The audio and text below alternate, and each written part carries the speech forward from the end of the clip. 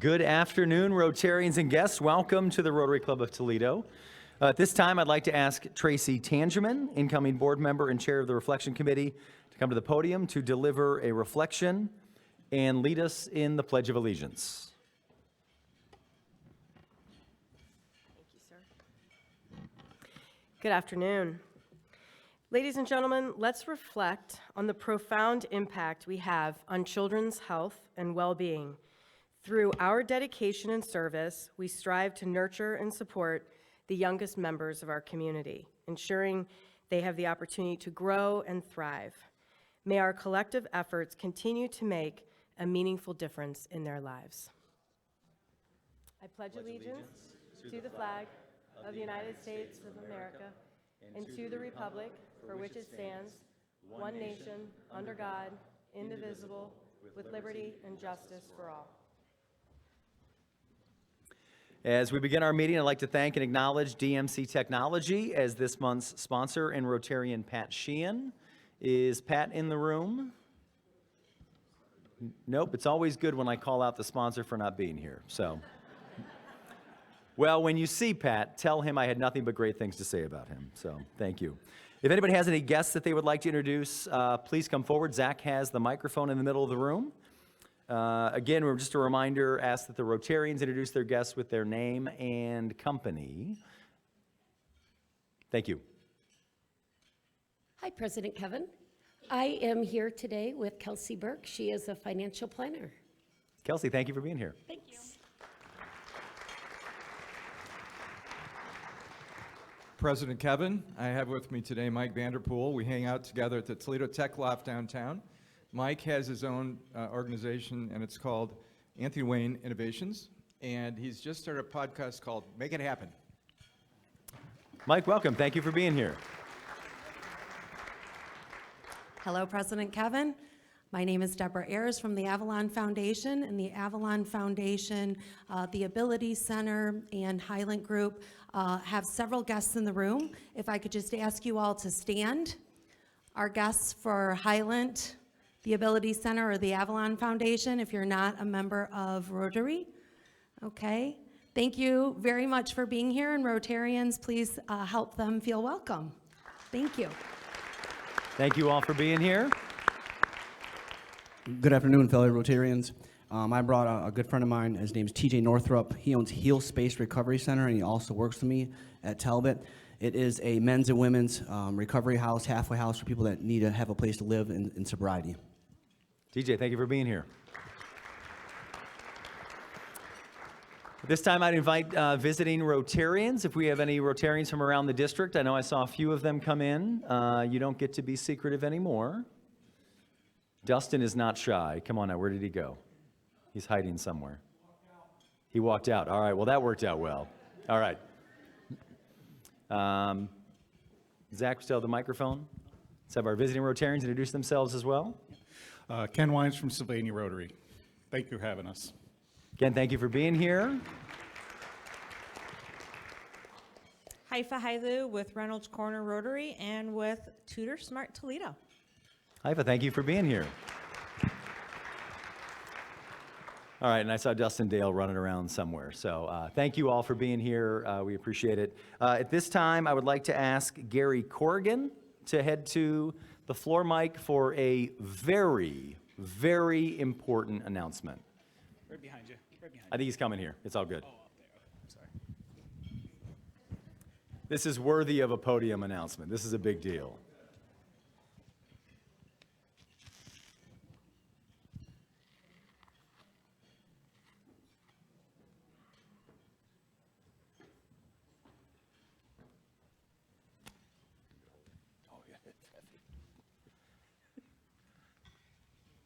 I created a lot of trophy envy, and I'm sorry. I also told somebody it was bring your trophy to work day, and I lied. But I will tell you that this is a trophy, and half of the success of this trophy is showing up at the golf outings of the Rotary. The other half is having a good partner who can golf. And so I'd like to honor my partner, Riaz Chaudhry, past president of Rotary, with this wonderful trophy. Thank you.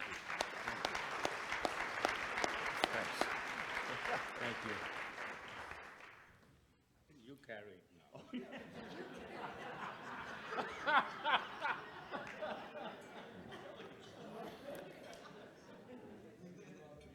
Speaking of golf, I had an opportunity to play in the Vassar Memorial Golf Outing in the fall, if I'm remembering my calendar right.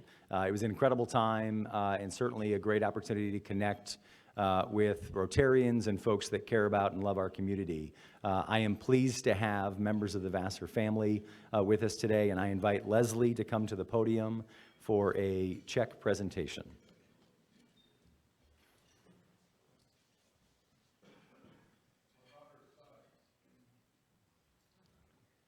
Her sons are also welcome to come up. Thank you, Mark. I'll take anybody who wants to join us up here. The more the merrier.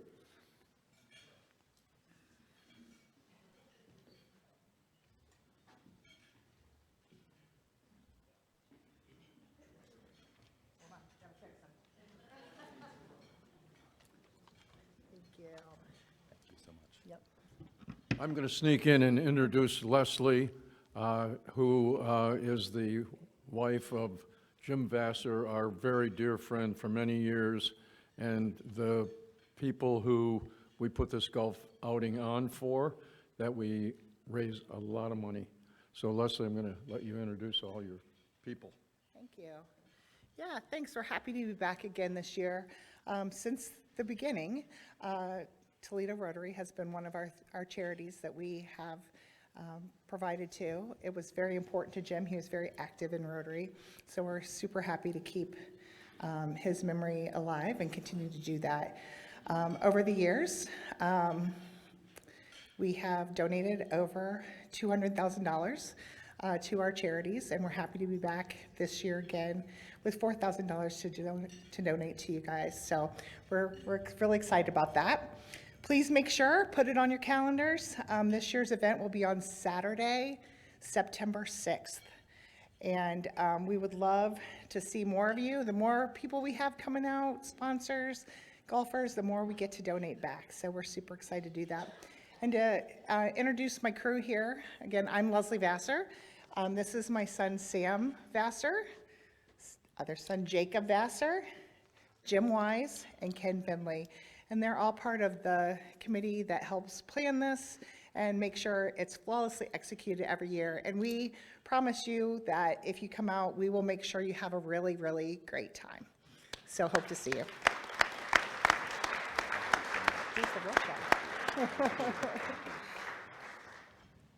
Guys, thank you very much. We'll do, before you guys leave, let's get an actual photo with all of us in the check, but we can do that later. Thank you so much. First, I want to thank Father O and Scott Hinshaw for leading the last couple of meetings. Not surprisingly, I heard they did a phenomenal job. I was actually happy that you guys let me come back to the microphone this week. I was out of town, and then I was out sick with the flu, and I realized that with last week being off, that is the most consecutive weeks I have missed Rotary in about 5 years. So needless to say, I've really missed you guys. It's good to see you again. Aw, isn't that sweet? Over the weekend, District 6600 held a legislative meeting. A number of Rotarians were in attendance, including the 13 electors selected to represent our Toledo club. I first want to thank District Governor Tim Ryan for the courage to call that meeting. To say it was controversial and heavily fought by the previous district leaders is an understatement. The initial purpose of the meeting was to address the fact that the club presidents have twice previously voted for the district to return $83,000 in excess surplus to the clubs on a per capita basis. And the District Finance Committee, led by past District Governor Jim Duke, has refused to honor those votes. This past Saturday, in accordance with Rotary International policy, the Finance Committee was ordered to return those dollars to the clubs on a per capita basis before March 1st.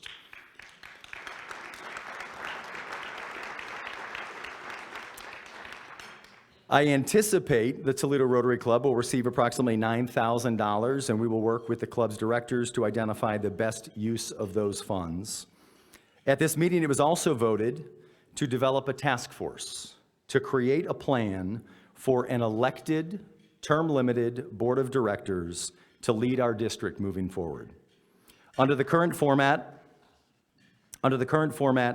all district governors and committee chairs are appointed. I am meeting with the chair of the district policy and procedures meeting this Friday to begin the groundwork for that piece, and for that, I am extremely grateful and appreciative. So thank you to everyone that was there.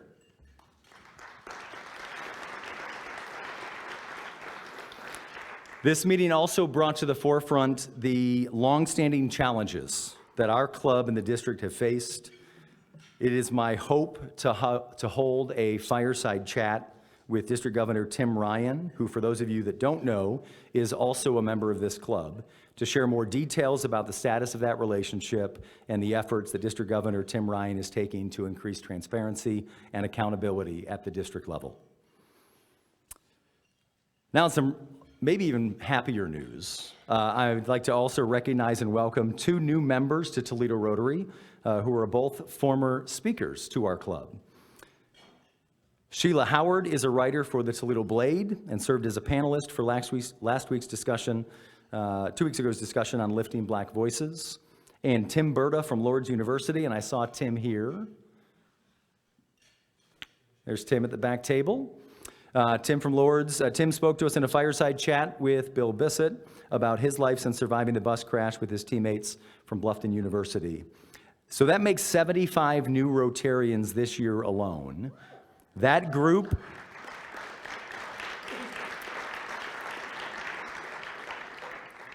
would be considered the 8th largest Rotary club in our district. So congratulations to Karen Stramel, our incredible membership sales director, and thank you to Shanda Gore and Emily Zarecki and the entire membership committee on the success. Tim, Sheila, welcome to Rotary, and thank you everyone for helping us share the gift of Rotary.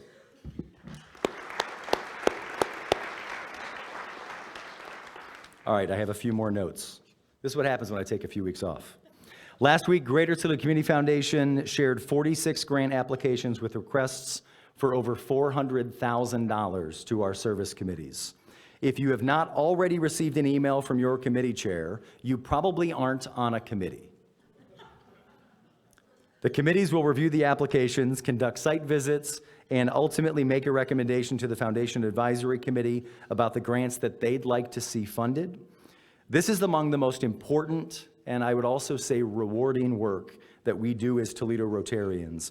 And I invite every one of you to get involved in that process.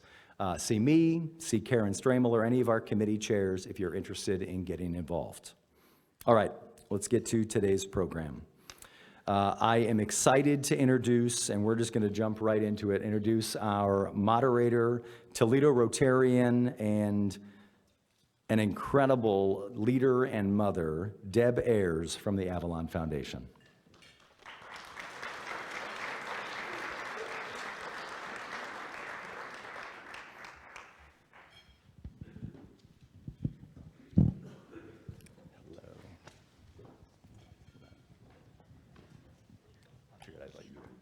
Thank you, that's fine. Thank you, thank you. Okay. Let's get this back in here the right way, maybe. There we go. Welcome, everyone, and thank you to the committee for saying yes to this important conversation today. I'm Deb Ayers of the Avalon Foundation.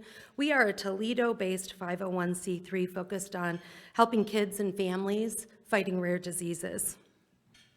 We are by kids, for kids, structured as a youth program, teaching the values of leadership and compassion through philanthropy. Our board directors answered to a youth advisory board who steers our ship. They challenged us as the board of directors this year to raise awareness for Rare Disease Day among our peers, and that's how we're here today. Is that feeling too loud? Okay. So normally there are tables of 10 set, but I'm noticing some are 10, some are 8, some are 7. So what I'm going to tell you is when I'm in a room of 10 seated tables, I have one person from every table stand up. And that represents the 1 in 10 that have rare diseases in the world today. We're going to do this a little different since we don't have exactly those kinds of seats here. If you know somebody with a rare disease or somebody affected by a rare disease, or you yourself is affected, would you please stand?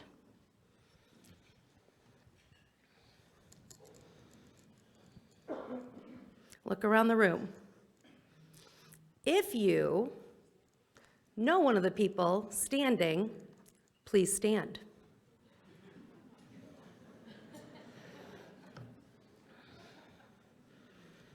Who is not affected by rare disease today? Because even if you know that 1 degree of separation, I guarantee you it affects you in ways you don't know. So if you are a teacher, an HR representative, a caseworker, a therapist or counselor, an insurance professional, if you're in the medical field, if you're in nonprofit or government or in emergency services, or if you're a caregiver, we thank you all for any advocacy you do on our behalf. Thank you for standing up for us. Go ahead and have a seat. We don't take this for granted. So we like it upbeat, positive, dynamic, yes, and there is a reason we need to call attention to this marginalized community. There are so many challenges, inequities, and barriers, and we need to come together to find the solutions. And while you may not understand how this affects you right now, I'm hoping by the end of our panel discussion, you will. On February 13th this year, many important voices came together at the Future of Health Summit to do just this.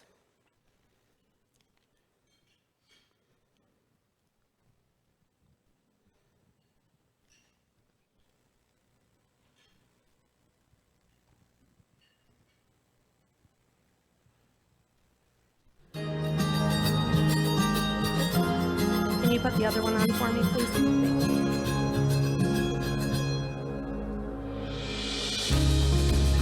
To me, every day is a surprise. Living a rare disease. It's a roller coaster. Between happiness, tenderness. Thank you. There are approximately 7,000 different rare diseases. They account for approximately 5% of the global population. That's about 300 million individuals, which is about the population of the United States. So we are talking about rare being not incredibly rare. Awareness is still, a big challenge. Rare disease study design is usually a case control where you actually have the people with the disease and then you kind of try to look back to see what things brought them there. That is helpful in some ways, but it's also very limiting. I think the metric that is the hardest in the space is time. This is where AI will really help us. The innovation in both the preclinical side and the clinical side is an exciting time for rare diseases. We've each had programs in rare diseases. This is an opportunity to really share our learnings, share outreach efforts, share educational efforts, and collaborate on common areas. So I hope this gives you a sense of what a big space rare disease is beginning to occupy in the area of medical research and health equity and access. A recent study done by the National Organization for Rare Disorders did a deep dive into the real experiences of this community. Here is a list of the most common challenges. These words are simple to read, but the barriers are often insurmountable.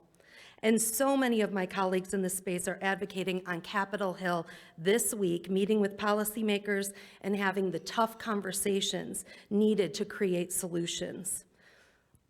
I'm excited to be here instead of DC this week because I believe that this is going to start the solution talks that we need in our local community.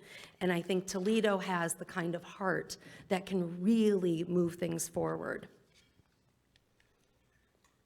So, adopting solutions. When we organize the needs, these are the lists that can be applied to workspaces, schools, and our community as a whole. This is available on our website. All of our slides are, so you can look at it more carefully. But I share it to give you an idea of how large the iceberg really is for the rare community. So whether we're talking about workspaces, schools, or society as a whole, there's work to be done. And so now we pivot to our guest speakers. Our panel today packs a punch, if you know any of these faces up here. I want to welcome Alicia Wagner, health coach and founder of the Joss District, Jamie Helt, healthcare extraordinaire from Highland Group, and also an advisor to the Avalon Foundation, as well as our local superhero, Jenny Guyman from the Ability Center. I've invited these three individuals specifically because their wisdom is rooted not only in their professional experience, but their personal experience as well. Their bios are on our website, so you can learn more about them, but I know that each of them has so much to share, so we're gonna dive in, and I gave you the highlights for each of them up on the screen. So I am going to come over here and join you ladies. Did you get your water? Okay, everybody has a mic? Okay, so we've all been waiting for this conversation to start. Yeah, we're all very excited to be here. Jenny, as a patient, let's start with you. What do you think is critical for people to really understand about having a rare journey? I think the crucial thing for me is understanding that all perspectives are unique, so everyone's engagement with their disability is different, everyone's engagement and how it comes across is different. Even within family groups, my dad's actually over there, and the way the bone disorder that I have, it shows in him is different than it shows in me, is different than it showed in my grandfather and my brother and my cousins. So I think understanding that everything is unique is a good place to start from. And then from there, I would just say I spend a lot of time advocating for myself on top of advocating as part of my role at the Ability Center, and that can lead to burnout sometimes. So if someone's coming to you to talk about their disability, about having a rare condition, understand that they may be at their breaking point. They may be at a point where maybe they've advocated so much for themselves in such a short amount of time or in a long length of time that it can be very overwhelming to keep it going. So I think having that grace and understanding is super important. And then I think having opportunities like this where we can talk and share our experiences, because it's so important to, you know, have that place at a table, but then I know in my own experience, I haven't always been able to have a voice at that table. So sometimes that can come across as a doctor talking to my mom instead of talking to me. It can come across as an employer not understanding my disability or not wanting to give me the accommodations that I need. So I think being able to share my experiences and then have someone listen to them is so important to me to feel valid, because it's so weird. Thank you. Yes. Yeah. You brought up several great points. Jumping into the fact that you mentioned how your disease is genetic. Okay. So over 70% of our rare diseases are genetically based. The importance of research to really be able to dissect those genomes and figure out, you know, how can we unlock this? That's huge. That's huge to understand, because we're not talking about something you just can go out and catch. You're talking about something that's passed along. And if we solve for it and you back that up into that whole community, that's huge. That's huge. That's solving for big problems. You brought up the idea of burnout and struggle. I want to pivot to Alicia on that. You and I share the challenge of being a parent. You have two kiddos with rare. I have one, and that journey is just, people really don't understand. That's something that a lot of friends have told me that have been on the inside of the circle of like, oh my gosh, people really don't understand what's going on. Can you speak to that a little bit? Yeah, I want to hit both sides. There's the personal side and there's the professional side. And so on the personal side, I lost an entire friend group, and these were individuals that made up 75% of my wedding party.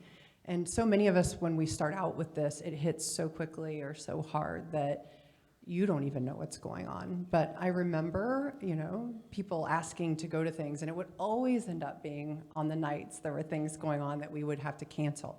and cancel. And there's many of you in this room that I know that I have canceled on many times. And I think there's so much judgment. Well, is she flaky? Does she not care? You know, we have all of these prejudgments that we bring into all of this. And it's not that I didn't want to be places, right? I could not be places. A lot of people don't understand that oftentimes it takes both parents, right? So it's like, well, you know, your husband can stay home with your kid. It took all hands on deck with what our daughter was going through for a very long time. And so that's a belief system that's out there. But I'll never forget seeing the day on Facebook that my friends were together without me and leaning in on that. And it's like, well, you know, you didn't come to anything anymore. It's not because I didn't want to. Thank God for me. I've been in the networking world forever and have started a few businesses here. And I had other women and friends in my network, but a lot of women don't. And so they are out here navigating this alone, and we don't have a lot of support systems for them, which we'll talk more about in a second. The second piece of that is the professional side. And, you know, some of you know, some don't. I used to own Fallon Fodder in downtown Toledo. And the reason it's not here anymore is I had to sell it back in 2022. And I navigated having a restaurant with a child that this isn't one of those jobs that you can run a restaurant from home. And so I had to make the very difficult decision to sell it. And unfortunately, from there, right, it didn't land well. But the reason that restaurant was even here is because it was serving a community that had the food restrictions like we do. And we don't often think about disabilities as food restrictions. It's why I can't go to a lot of events. And that was a level of food that we were putting into our community. The reason I bring up the professional, though, is a lot of people in our community didn't know that we were servicing 50% of the people in that restaurant were from out of town. And they were coming here to come to Fallon Fodder on Saturdays and Sundays. I didn't have the support, I didn't have the systems in place to hold on to this thing that I invested my entire life into, and had to pick between my daughter and this business, which of course I'm picking my daughter every day of the week. But I don't think people understand, right, that 75% of caregivers, or 75% of employees and employers are caregivers. And 1 out of 2 kids in America has a chronic condition. We do not have the systems. We do not have the support set up. And we have spent 40 years as women working our tails off to get out here, to do the things that we need to give these businesses, to put this type of service into our community that more families needed. And I didn't have the things that I needed. It took me 7 years, which is what it's taking families on average to get a diagnosis. I had to quit my job. I had to take her out for homeschool because schools are also not set up to help maneuver this because they're not trained and educated. So that's the professional side. And then on the other side of the professional side is, as employers, they take these things into consideration. So a lot of people are like, well, you know, this work from home thing, you know, people just want to stay home and work in their pajamas. 75% of employees are caregivers with 1 and 2 children struggling from a chronic condition.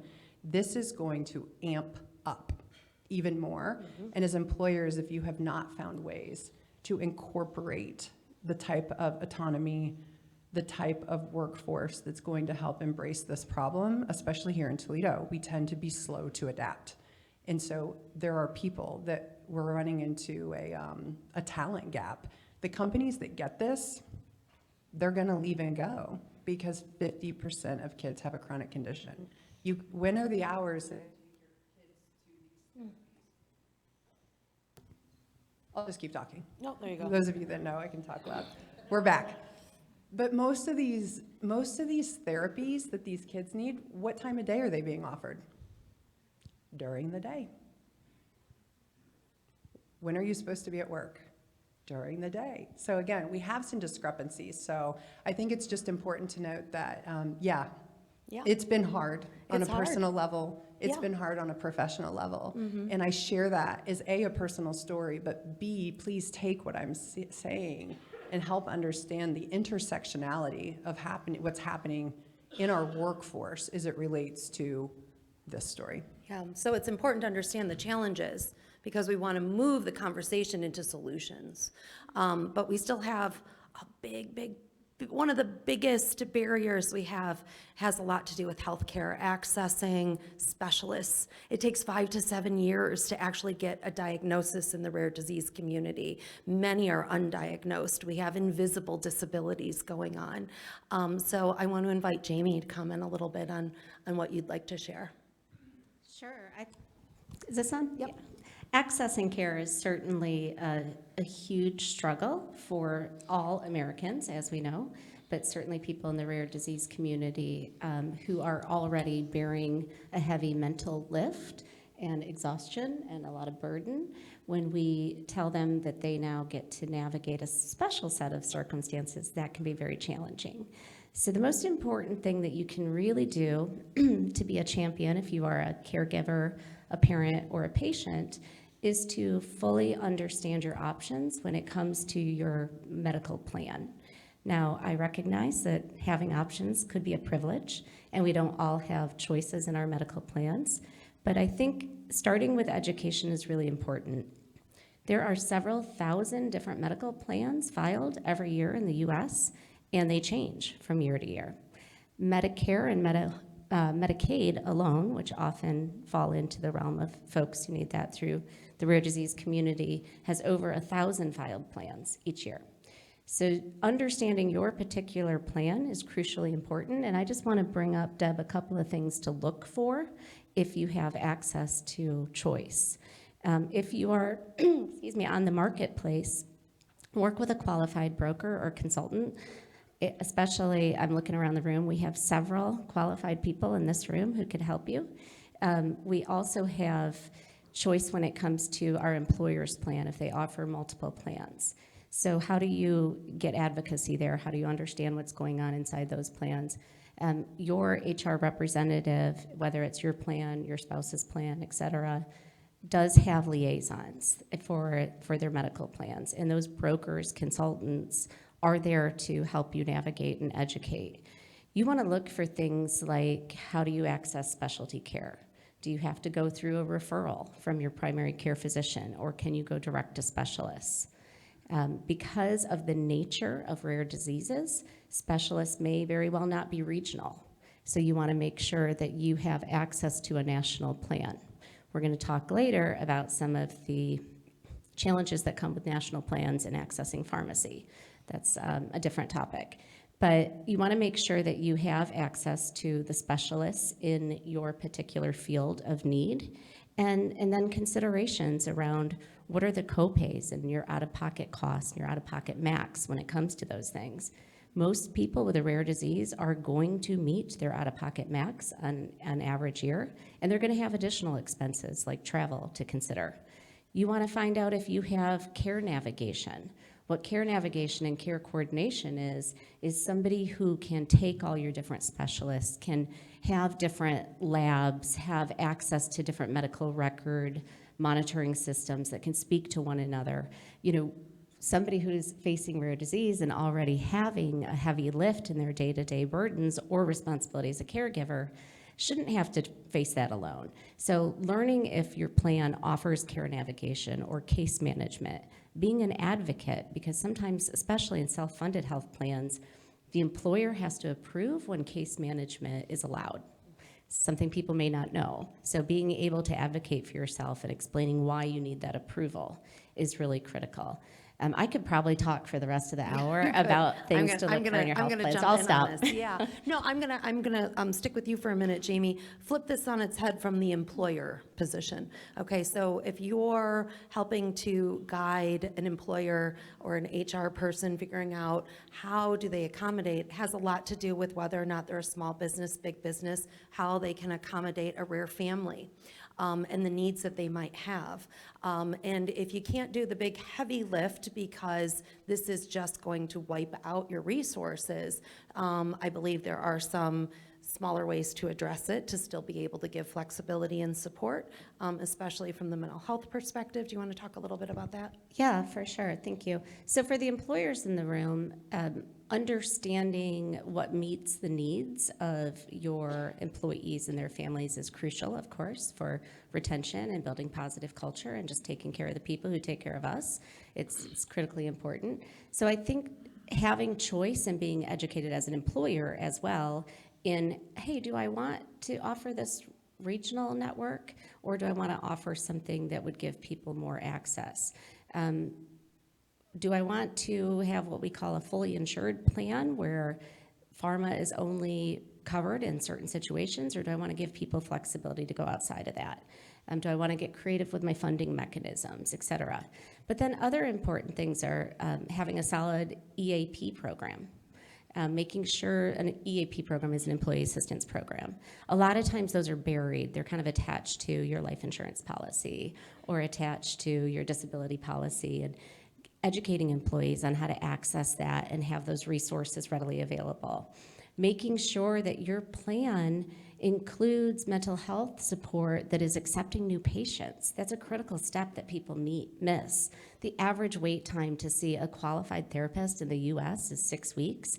That can triple or quadruple in rural areas where there are issues of not having any service providers.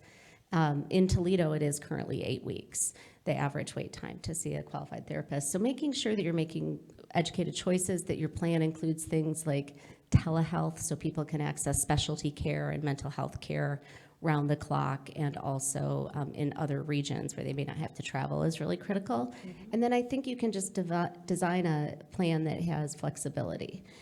Make sure your KPIs and your metrics are really about the work being done and not seeing faces in the office, and making appropriate accommodations when needed. It's really critical. Yeah. But again, like, I feel like we've got like 10 good brokers in the room. Raise your hand if you're a broker here, because I know a lot of people are and can help guide this conversations. You've got resources right here. Toledo has a lot of good people who can help you through this. So from one of the things you brought up, I think is important to highlight, the telehealth aspect, making sure your employees know that it's there and know how to access it.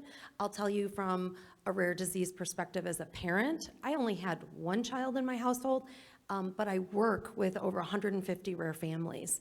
And when one kiddo gets sick and they have to take off work, it's really hard to get them to the doctor. Having telehealth available can save a parent and a caregiver tons of time and make taking care of the siblings even easier. Because when you have one child that's has these medical needs and is drawing all your attention, the siblings often kind of get overlooked. So having the ability to make things easy and smooth is important.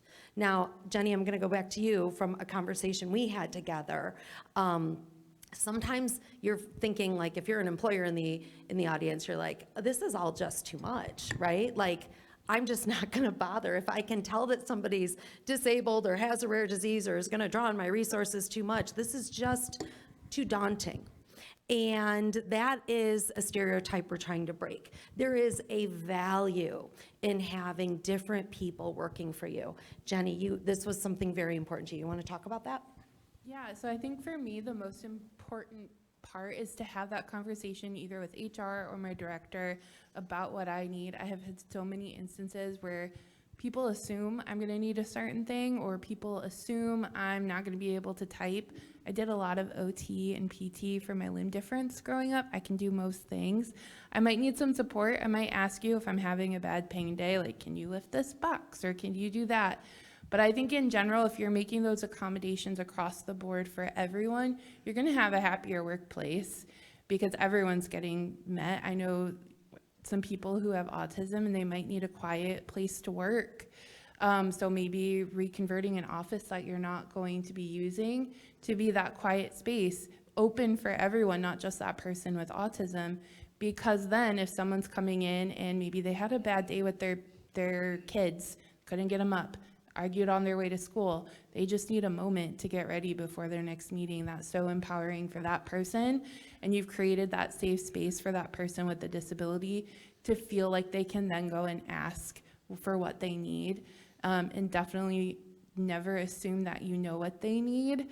Always go into it. If you have a question, ask that question. If you have a suggestion, I'm fine with you, for me, suggesting it, but then if I say, no, I don't really need that, that's not something like I'm need at this moment, just let it drop. I've had employers kind of like push the issue, and that can make it very uncomfortable for me when I'm telling you what I do and don't need. So for me, that listening piece is so important. And you're identified, right? Yes. You're identified. I'm going to tell you something, people. You see all women up here? I invited 3 different men that I knew had personal experience with their own rare disease. They did not want to be identified in this crowd. Yeah. They don't want to be identified because they're afraid of the stereotypes. They're afraid of their job security. They're afraid that if they're out there looking in the workplace, they're not going to get hired. They're going to be judged. You're going to think they're too much trouble. It's scary. Women, we've been owning it for a long time, especially as moms. But men, they're still the ones that have to get out there and shoulder a certain amount of responsibility for everything, and they're afraid of how their security and their job is going to look like if you know they have needs. It is not recommended in the HR community right now that if you have invisible needs, that you identify yourself as such. You just talk to HR and tell them what you need without identifying the why, the diagnosis, or anything else. That's the way you're protected. We need to break this. We need to break this apart to give everybody the ability to truly ask for what they need and be able to identify what's going on with them in a way that doesn't cause fear, you know? So there's a lot of invisible disability going on, especially in the rare disease community. And when you have somebody that feels safe enough to talk to your HR person and ask for what they need, and you give that to everybody like a quiet space, my gosh, I don't need a rare disease in order to know sometimes I need a quiet space. You know, Alicia, I know you created the JOS District. Literally, you created a business, as my daughter and I created a nonprofit, based on the gaps we experienced in our own medical odysseys as a family. Tell us more about that. I made a deal with God sitting on my floor one of the 80th times with my daughter and said, if I get off this floor and out my front door, I will be one of your biggest servants towards putting an end to this. And so here I am. I'm out of my door. My daughter's in remission. My son has had some issues with PANS as well, but not nearly to the degree as my daughter. Is it working? No.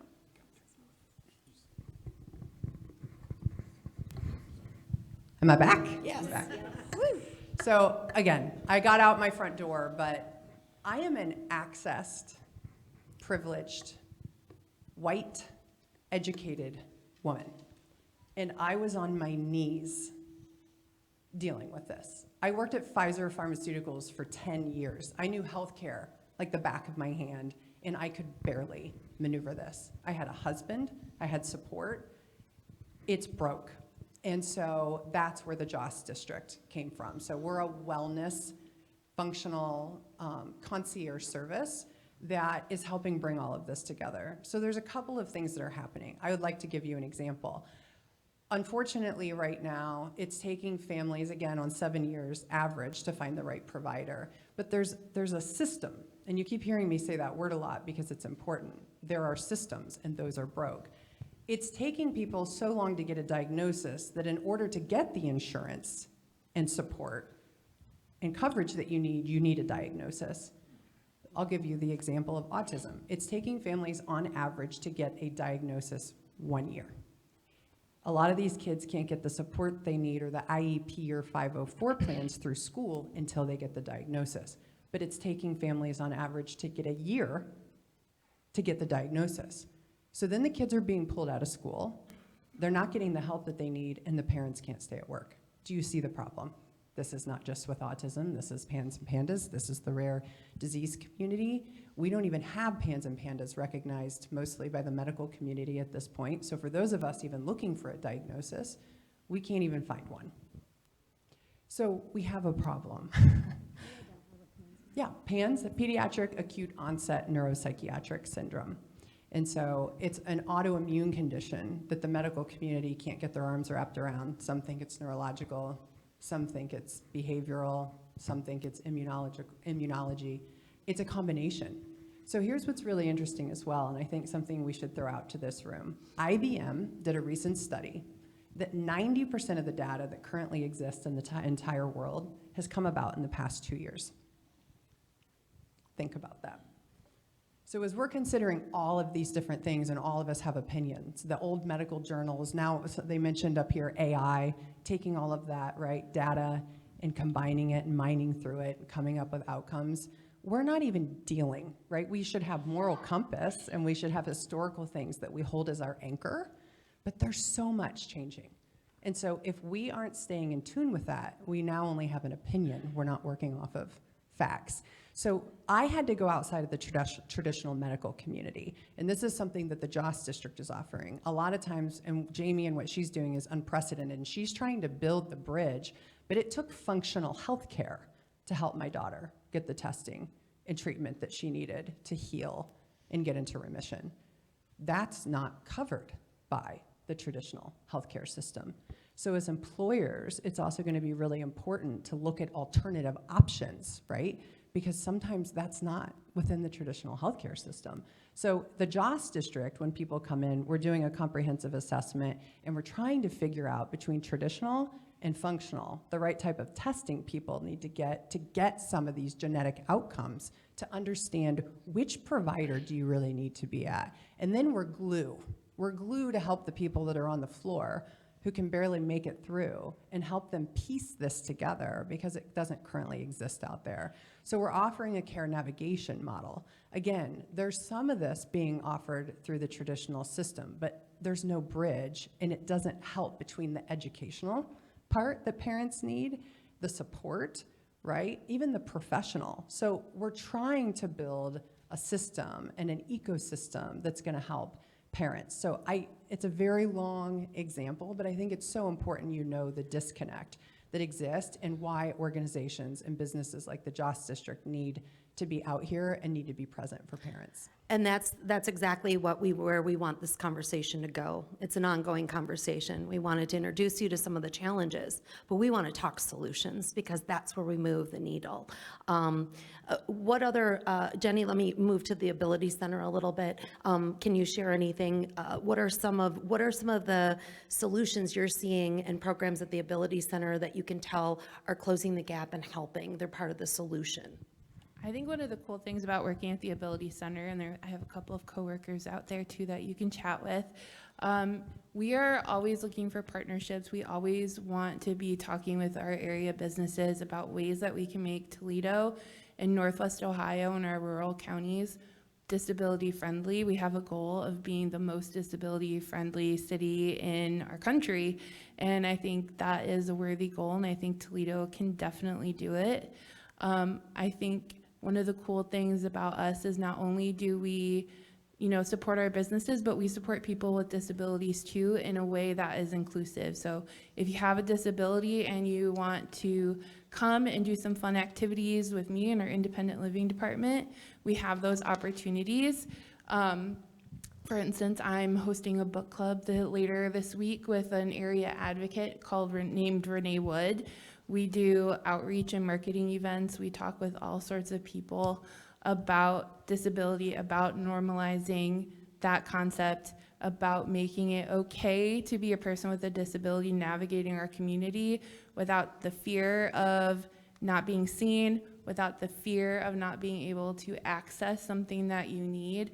Our advocacy department does a lot of outreach in that area. They do systemic things, outreach and advocacy at a state and local level, really trying to break down those barriers. So breaking down transportation needs. What does that look like? How can we get people from point A to point B? Because if you have a doctor's appointment in downtown Toledo, but you live in Maumee and you have to take TARDA, what's that going to look like for you? If you are employed additionally on top of that, that's another barrier. Having to wait for your transportation, then go to the doctor's office, then wait again for transportation. So we really try to bring awareness to that so that employers can see there's a lot of things that are out of that person's control, and we really want to support it and bring attention to that. And our goal too is to empower those people with disabilities to advocate for themselves and know that they have a spot where they can come and be heard. I love that. Yeah. Thank you. So these three panelists are not just up here to share this information today. They are problem solvers. They are people in your community that want to be approached, that want to continue the conversation. They put together their own takeaways that they wanted to make sure that you all thought about. If you don't think rare affects you, it does. Being inclusive means providing accessible opportunities and resources to everyone. We talked about that. This is interesting. Jenny pointed out, disability is the only minority group that you can join at any time. Make sure the policies are in place that allow people to get the support they need at any point in their career, because tomorrow you could have a car accident and you're a part of that group. It can happen at any time. So if you're not going to take care of everybody because you're already a Rotarian and you care, it can happen to you. Mental health services are critical. We really didn't even scratch the surface on that. Critical to the well-being of patients as well as the whole family. We're just talking about the medical diagnosis. Do you have any idea how that unfolds in your family and what that does to you psychologically to try to just wrap your brain around it and cope with something that most likely doesn't have a treatment? Many symptoms can be invisible for people. That's important to recognize. And there are so many wonderful resources for people and families who are on this medical odyssey. You are not alone, and we want to help connect you. So the key to it all, helping any person live their best life, is flexibility, access, inclusivity, and support. Those are the four common pieces that are part of every solution that we need to the challenges, inequities, and barriers that we're facing. So the call to action here is, I put four of them up here, and because you're Rotarians, I know that you already want to give and you want to make a difference. So here are the four main things. I challenge each of you to walk away and make a commitment to two. And the easiest two are to raise awareness, educate, advocate, and collaborate. This Friday is Rare Disease Day. Show your stripes. It's an easy campaign. We're showing our stripes. If you want, take one of the pins in the middle of the table and wear that on Friday. Wear it all week long. Let people ask you what it's all about. The zebra is the zebra stripe is the sign for rare disease. And we want you to know about it. We want you to post on social media, #ShowYourStripes, and share all of the posts that our organizations are going to be making for that day. We want to raise awareness. We want to get these conversations going. And wherever you are in your life, in your work, promote inclusivity. Create inclusive spaces and engage. Jenny touched on this, and I'll tell you, our youth leaders, 5 of the 12 of them were diagnosed with rare diseases within 3 years of serving for us between ages 10 and 15. We went from having 1 rare disease kiddo on the board to 5 in a couple of years. And they said their wisdom is ask, don't assume. We want to get conversations going. Ask somebody what they need. Ask them. Talk to them about it. Don't make an assumption because somebody's in a wheelchair that you're being kind to open the door. That might make them feel belittled. You don't know, but you can ask, would you like me to get the door for you? Would that be helpful? Yes, thank you. No, I got it, thank you. And then respect whatever their boundaries are. Jenny already touched on this, so ask, don't assume. Volunteer, volunteer, support the programs and organizations. We have many wonderful rare disease organizations in Toledo. Look at those. We're always in need of volunteers. We're always in need of good board members. So make a difference that way. And of course, provide financial support. This is our QR code to our kidscaringforkids.org website. Show your stripes this week. And everything that you saw, including more resources, is going to be at that site. And we're putting together more resources from the panel members here that'll also be posted there so you can dig in a little deeper. And we really hope we'll be invited back to keep this conversation going and dig a little deeper. But for Rare Disease Day this year, I want to share with you the 1-minute official campaign video. That is our global video for this year. And then keep an eye on our social media this week because our president, Kevin, helped put together some amazing videos of our young members doing their Show Their Stripes that'll be debuted this week. So look for those on our social media, on our Instagram and on our Facebook. Do we have that other video? There we go. Not quite.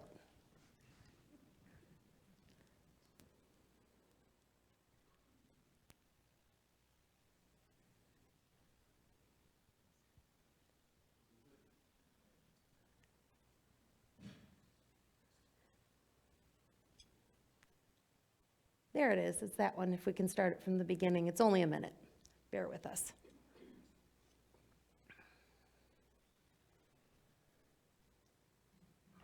Clients, the so-called rainmakers.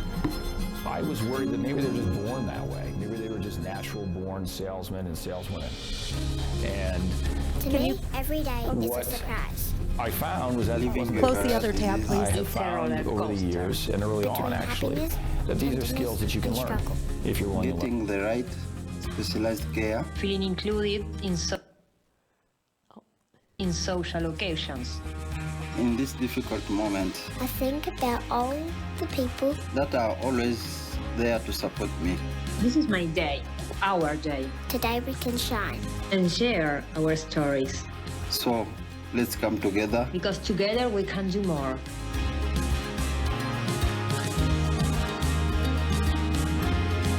More than you can imagine.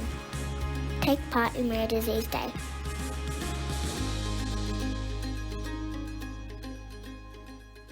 I'm sorry we didn't have time for questions, but we'll be around to answer questions afterward a little bit. And we really thank you for your care, your attention, your consideration, and help us celebrate Rare Disease Day. I want to thank our panelists today.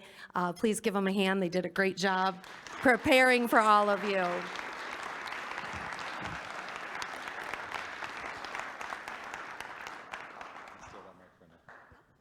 Debbie, thank you very much. Alicia and Jamie and Jenny, thank you for being here with us. As a thank you to each of you, we are going to make a donation in your name to Rotary International's Polio Plus Fund to help eradicate polio. And we're also we have a book that was authored by our past president, Clint Mock, called Historical Tales of Toledo, that we have as a gift for you as well before you leave. So thank you so much for being here. One more round of applause for our panelists.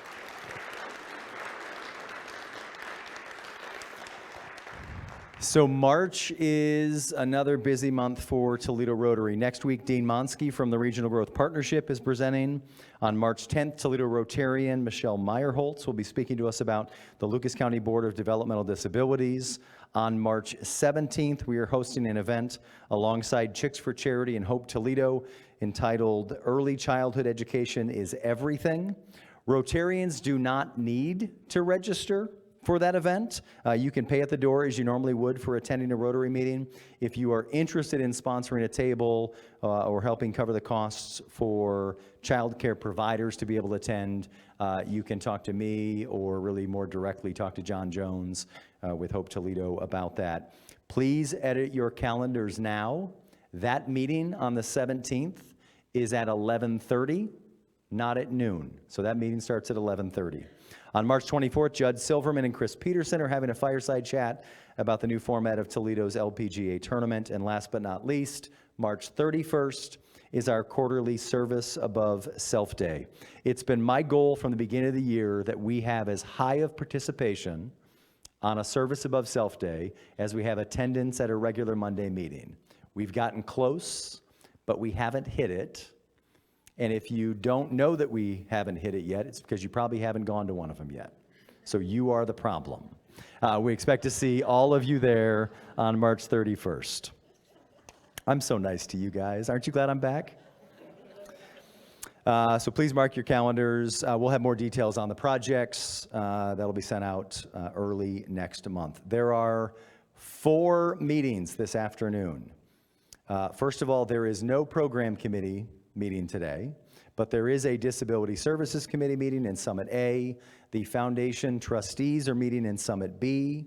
Youth Services Committee is meeting in Summit C, and the Peace Committee is going to stay here in the ballroom to meet.